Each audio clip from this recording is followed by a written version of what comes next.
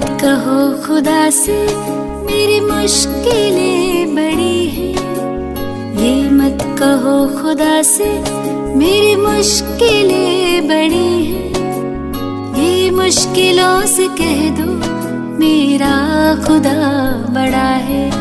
आती है आंधियाँ तो कर उनका खैर मकदम। आती है आंधियाँ तो कर उनका खैर मकदम। तूफान से ही तो लड़ने खुदा ने तुझे गढ़ा है। ये मत कहो खुदा से मेरी मुश्किलें बड़ी हैं। ये मुश्किलों से कह दो मेरा खुदा बड़ा है। मेरा खुदा बड़ा है। मेरा खुदा बड़ा है।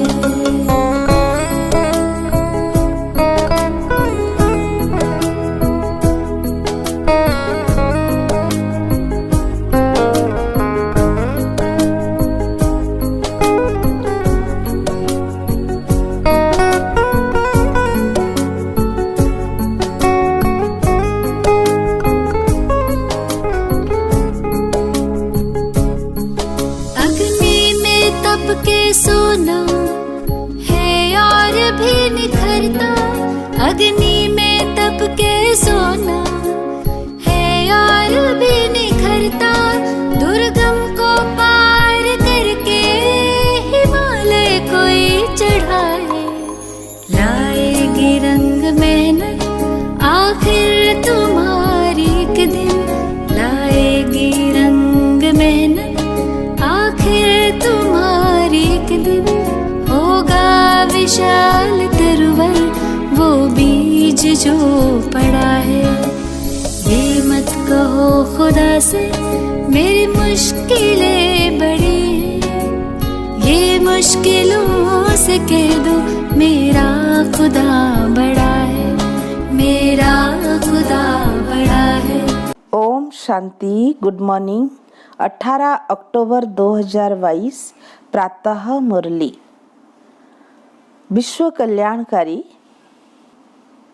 त्रिकालदर्शी शिव बाबा बोले, मीठे बच्चे, कछुए मिसल सब कुछ समेटकर चुप बैठ स्वदर्शन चक्र फिराओ।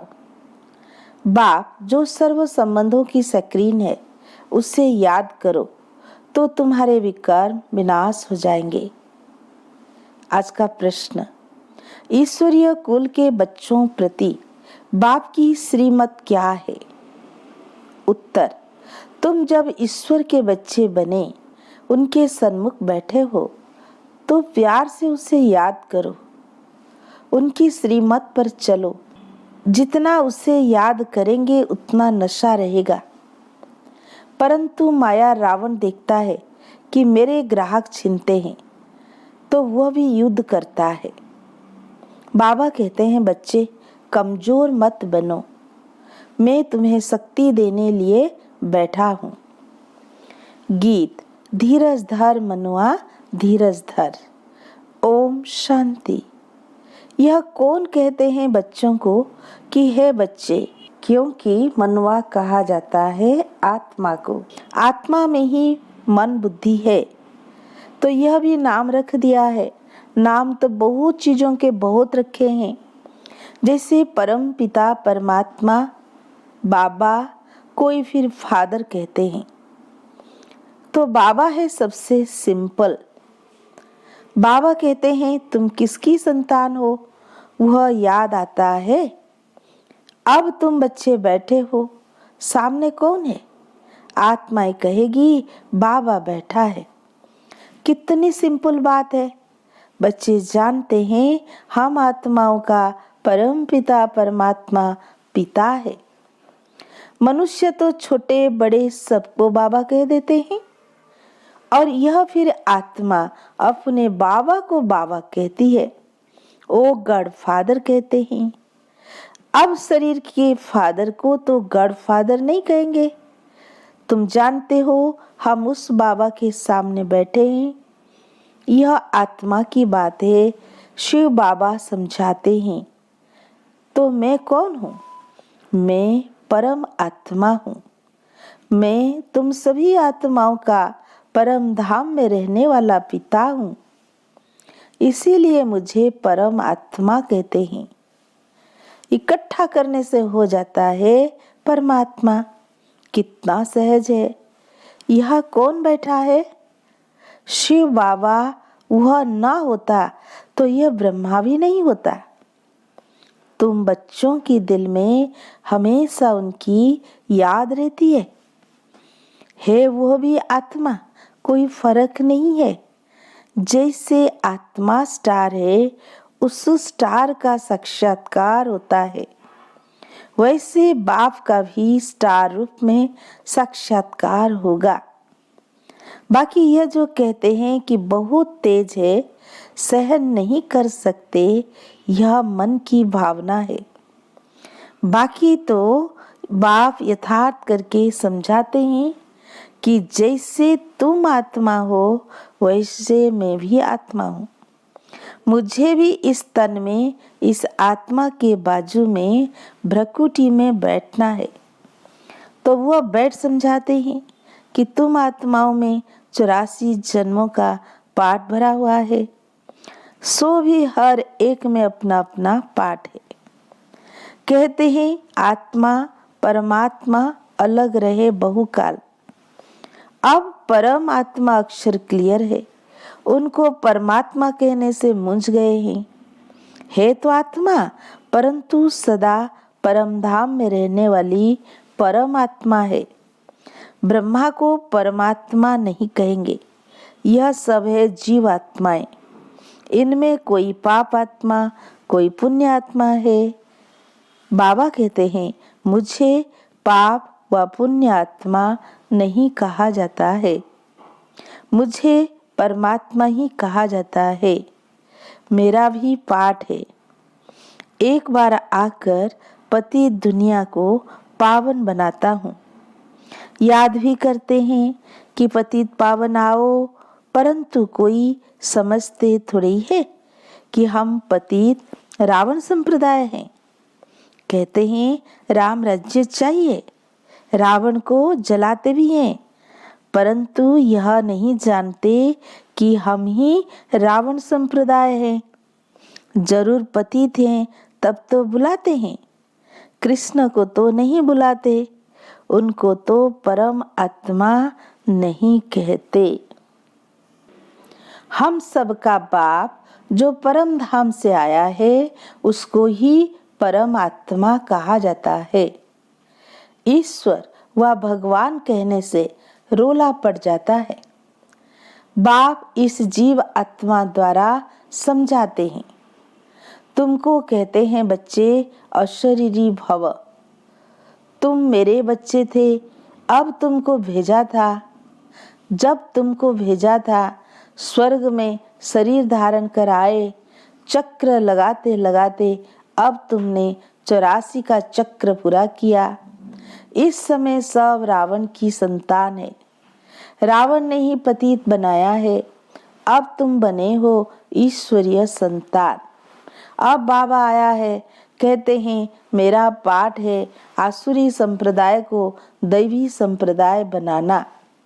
मैं भी ड्रामा अनुसार अपने टाइम पर आता हूँ। कल्प के संगम युगे, कलयुग है पतित पुरानी तमो प्रधान दुनिया, तब मैं आता हूँ सूर्यवंशी चंद्रवंशी कुल का राज्य स्थापन करने। ना हो तब तो स्थापन करूं। फिर जब सूर्यवंशी चंद्रवंशी होंगे तो वैश्य शूद्रवंशी नहीं होंगे। अब तुम ईश्वरीय संतान बने हो, दैवी संतान बनने के लिए तो बाप के साथ योग चाहिए, जिससे विकर्म विनाश हो। एवर हेल्दी एवर वेल्दी बनने के लिए स्वदर्शन चक्र फिराना पड़े। बाबा को याद करना है, इसमें ही मेहनत है। यह चार्ट रखो कि कितना समय बाबा को याद करते हैं। जितना याद में रहेंगे तो अतीन्द्रिय सुख की भासना आएगी। तब कहा जाता है अतीन्द्रिय सुख पूछना हो तो गोपी वल्लभ के गोप गोपियों से पूछो। वल्लभ कहा जाता है बाप को। बाप का रूप भी बेटे जैसा ही होता है, वैसे आत्माओं का बाप भी आत्मा ही है, परंतु परम धाम में रहने वाला है। अगर वह बीज नीचे चक्र में चला आए तो झाड़ ऊपर चला जाए। जैसे वह झाड़ होता है, उनका बीज नीचे झाड़ ऊपर, परंतु यह उल्टा झाड़ है जिसका बीज रूप परम आत्मा परम धाम में निवास करते हैं। आत्माएं भी पाठ बजाने ऊपर से नीचे आती है, टाल टालियां निकलती जाती है। अब बाबा कहते हैं, तुमको रावण ने काला कर दिया है, अब तुमको गोरा बनना है। कृष्ण और नारायण दोनों को काला कर दिया है। लक्ष्मी को गोरा बनाते हैं, क्यों? काम चिता पर तो दोनों बैठे होंगे। कृष्ण के लिए कहते उनको तक्षक सर्प ने डसा, नारायण को फिर किसने डसा? कुछ भी समझते नहीं है। चित्र आदि भी सब रावण की मत पर बनाए हैं। अब बाबा आया है श्रीमत देकर रावण से लिबरेट करने के लिए। मैं सबका सद्गति दाता हूँ। श्री श्री 108 जगत गुरु का टाइटल भी इनका है। जगत की सद्गति करते हैं। ग्रंथ में इनकी महिमा बहुत लिखी है। सतगुरु सच्चा पातशाह सचखंड स्थापन करने वाला। बाबा को यह सब कंठ था, परंतु अर्थ का पता नहीं था। अपने को बहुत रिलीजियस माइंडेड समझते थे, परंतु थे रावण कुल के। अब तुम ईश्वर के कुल के बने हो तो कितना प्यार से उनको याद करना चाहिए। बाबा आप कितने मीठे हो, हमको स्वर्ग में ले चलते हो। हेवनली गॉड फादर को जितना याद करेंगे तो नशा चढ़ेगा। अब किसके सामने बैठे हो? बाबा कहते हैं, हे लाडले बच्चे, मैं तेरा परम पिता तुम आत्माओं से बात कर रहा हूँ। अब मेरी श्रीमत पर क्यों नहीं चलते? परंतु काम रूपी भूत गिरा देता है। बाबा कहते हैं, कमजोर क्यों बनते हो? श्रीमत मिल रही है, फिर आसुरी मत पर क्यों चलते हो? यह युद्ध तो करनी है। माया समझती है मेरे ग्राहक चिनते हैं तो लड़ती है। तुमको बाप शक्ति दे रहा है, इतना पाठ पढ़ाते हैं, सब वेदों शास्त्रों का सार समझाते हैं। सूक्ष्म वतन में तो नहीं सुनाएंगे। दिखाया है विष्णु की नाभि से ब्रह्मा निकला। सूक्ष्म वतन में नाभि कहाँ से आई? क्या क्या बैठ के लिखा है। अभी तुमको जो नॉलेज मिल रही है, यह परंपरा नहीं चलती, यहाँ ही खलास हो जाती है। पीछे जो शास्त्र आदि बनाते हैं वो परंपरा से चलते हैं। यह ज्ञान तो प्राय लोप हो जाता है। अब बाबा कहते हैं, मेरी मत पर चलो, देही अभिमानी बनो, इसमें दौड़ी लगाकर मेरे गले का हार बनो। यह बुद्धि की दौड़ी है। सन्यासी नहीं कह सकते कि अशरीरी भव, मामेकम याद करो। परमात्मा सभी को कहते हैं, क्योंकि सभी मेरी संतान है। सबको वापिस ले जाने लिए आया हूँ। परंतु सन्मुक्त तो बच्चे सुनते हैं, सारी दुनिया नहीं सुनती। शिवरात्रि मनाते हैं, शिव का मंदिर भी है, जरूर आया है, परंतु शिव का इतना बड़ा चित्र नहीं है। वह तो स्टार है। अगर कहो तो कहेंगे कि क्या मंदिर में चित्र रंग है? इसलिए बाप समझाते हैं, बच्चे मैं भी आत्मा हूँ, सिर्फ तुम जन्म मरण में आते हो, मैं नहीं आता हूँ। तब तो तुमको लिबरेट कर सकूं। मैं पतित पावन हूँ तो जरूर पतित दुनिया में आना पड़े ना। अगर पतित पावन ना कहे तो समझेंगे नई दुनिया बनाते हैं, प्रलय हो जाती है, फिर नई सृष्टि क्रिएट करते हैं, परंतु उनको पतित पावन कहा जाता है। तो इससे सिद्ध होता है कि यह सृष्टि तो अनादि है, इसकी प्रलय नहीं होती है, सिर्फ पतित होती है, उनको पावन बनाता हूँ। इसलिए मैं नंदीगण पर व भाग्यशाली रथ पर आता हूँ, तुम्हें नर से नारायण बनाने। सब चाहते भी हैं हम सूर्यवंशी बने। कथा भी है, एक भक्त ने कहा कि मैं लक्ष्मी को वर सकता हूँ। नारद भक्त था ना, तो कहा तुम अपनी शक्ल तो देखो, पहले बंदर से मंदिर तो बनो, तब तो लक्ष्मी को बर सकेंगे। अभी तुम मंदिर लायक बन रहे हो। यह इस समय की ही सारी बात है। यह सब तुमको कौन बता रहे हैं? शिव बाबा ब्रह्मा दादा की भ्रकुटी के बीच में बैठ तुमको समझा रहे हैं। जैसे इनकी आत्मा भ्रकुटी में बैठी है, तो जरूर उनके बाजू में बैठा होगा ना। यह नॉलेजफुल बाप तुमको सारा राज आदि मध्य अंत का समझा रहे हैं, जिससे तुमको स्वदर्शन चक्र फिराना सहज हो। स्वदर्शन चक्र फिराने से तुम्हारे विकर्म विनाश होंगे, नहीं तो सजाएं खाएंगे, विजय माला में भी नहीं आएंगे। कछुए मिसल जब फ्री हो तो चुप बैठकर चक्र को फिराओ।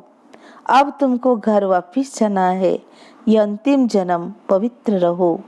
इसको कहा जाता है लोक लाज। पतित बनने की मर्यादाएं तोड़ो और कोई को याद नहीं करो। आप मुझे मर गई दुनिया, अशरीरी बन मेरा बनो, तो विकर्म विनाश हो जाएंगे। सबको मरना तो है ही, फिर कौन किसके लिए रोएगा? हिरोशिमा में सब मर गए, कोई रोने वाला बचा ही नहीं। इसलिए अब रोने वाली दुनिया से वापस जाना है। इस गंदी दुनिया में तो हर एक के अंग अंग में कीड़े पड़े हैं, उनको याद क्यों करे? स्वर्ग में थोड़े ऐसे शरीर होंगे, वहां तो अंग अंग में खुशबू होती है। बाबा कैसे गंदे वासी को गुलगुल फूल बनाते हैं, तो उनको आना भी ऐसे पुराने लंगवुट में पड़ता है। बाबा कहते हैं कि भल घर में रहो, परंतु श्रीमत पर चलो, विकारों में मत जाओ। तुम्हारे सामने शिव बाबा बैठा है, उनको भूलो मत। अच्छा, गीत सुनाया, धरती को आकाश पुकारे। धरती पर रहने वालों को आकाश में रहने वाला बाप पुकारते हैं। अब तुम्हें मेरे पास आना है, इसीलिए नष्टो महा बनो। मैं तुम्हें स्वर्ग के अथाह सुख दूंगा। बाबा है सभी सुखों का सक्रीन। मामा चाचा ये सब तुमको दुख देने वाले हैं। तुम्हारा है सारी आसुरी दुनिया नरक का सन्यास।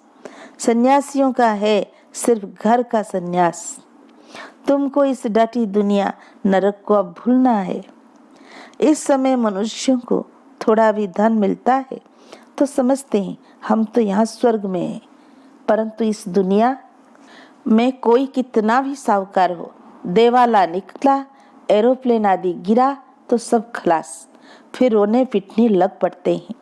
वहाँ तो एक्सीडेंट की बात नहीं, कोई रोता पिटता नहीं। बाबा कहते हैं अच्छा तुम स्वर्ग में हो तो खुश रहो, मैं आया हूँ गरीबों के लिए जो नर्क में है।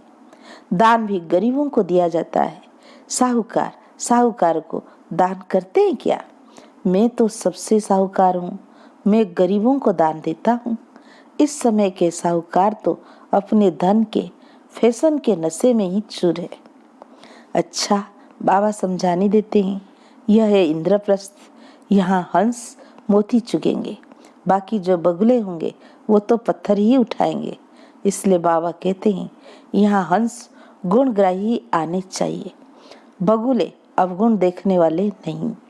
अच्छा, मीठे मीठे सिकील दे बच्चों प्रति माता पिता बाप दादा का याद प्यार और गुड मॉर्निंग। रूहानी बाप की रूहानी बच्चों को नमस्ते। हम रूहानी बच्चों की रूहानी बाप दादा को याद प्यार गुड मॉर्निंग नमस्ते नमस्ते। धारणा के लिए मुख्य सार।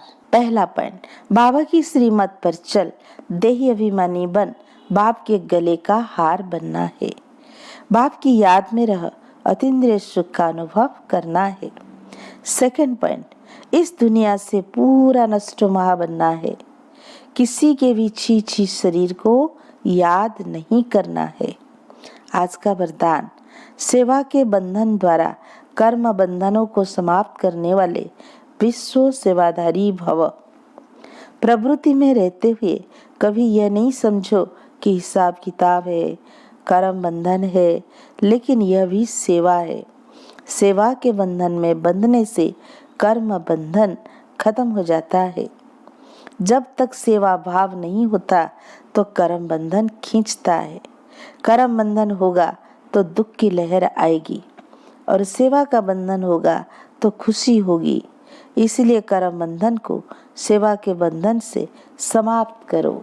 विश्व सेवाधारी, विश्व में जहाँ भी है विश्व सेवा अर्थ है। आज का स्लोगन, अपने दैवी स्वरूप की स्मृति में रहो तो आप पर किसी की व्यर्थ नजर नहीं जा सकती। अच्छा, ओम शांति।